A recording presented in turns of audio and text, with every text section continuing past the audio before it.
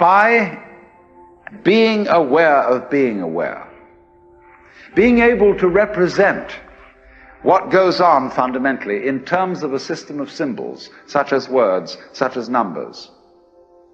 You put, as it were, two lives together at once, one representing the other. The symbols representing the reality, the money representing the wealth.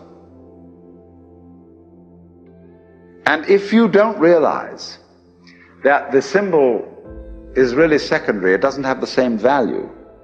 You know, people go to the supermarket and they get a whole cartload of goodies and they drive it through, and then the clerk fixes up the counter and this long tape comes out.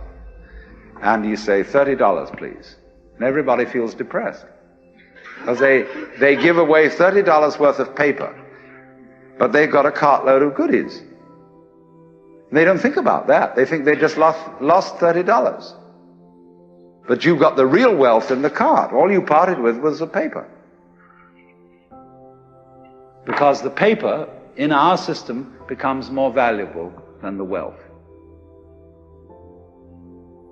It represents power, potentiality, whereas the wealth, you think, oh well,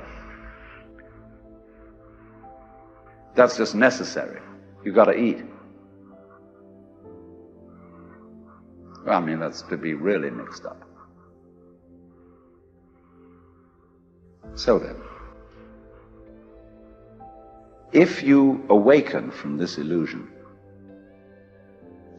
and you understand that black implies white, self implies other, life implies death, or shall I say, death implies life,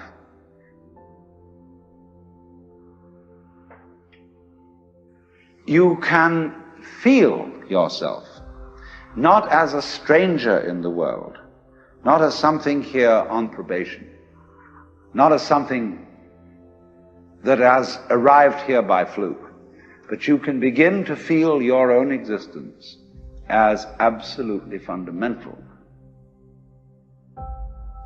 What you are basically, deep, deep down, far, far in,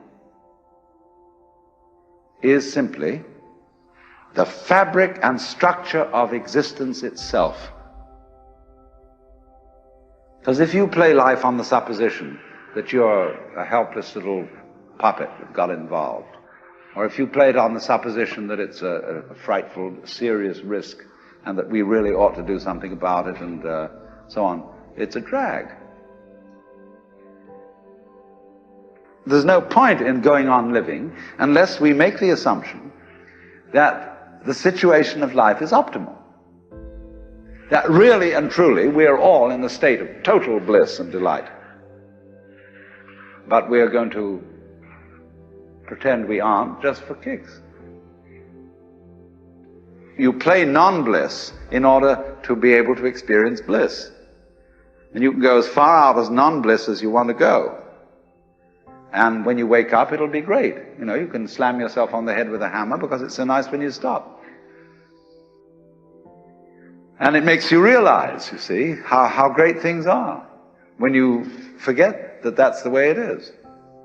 And that's just like black and white. You don't know black unless you know white. You don't know white unless you know black. This is simply fundamental. So then, here's the drama. My metaphysics, let me be perfectly frank with you, are that there is the central self. You can call it God, you can call it anything you like.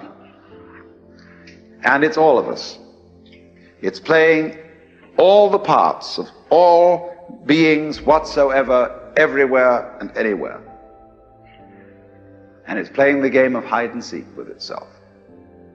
It gets lost, it gets involved in the farthest out adventures, but in the end, it always wakes up and comes back to itself. And when you're ready to wake up, you're going to wake up. And if you're not ready, you're going to stay pretending that you're just a little, poor little me. And since you're all here and engaged in this sort of inquiry and listening to this sort of lecture, I assume that you're all on the process of waking up.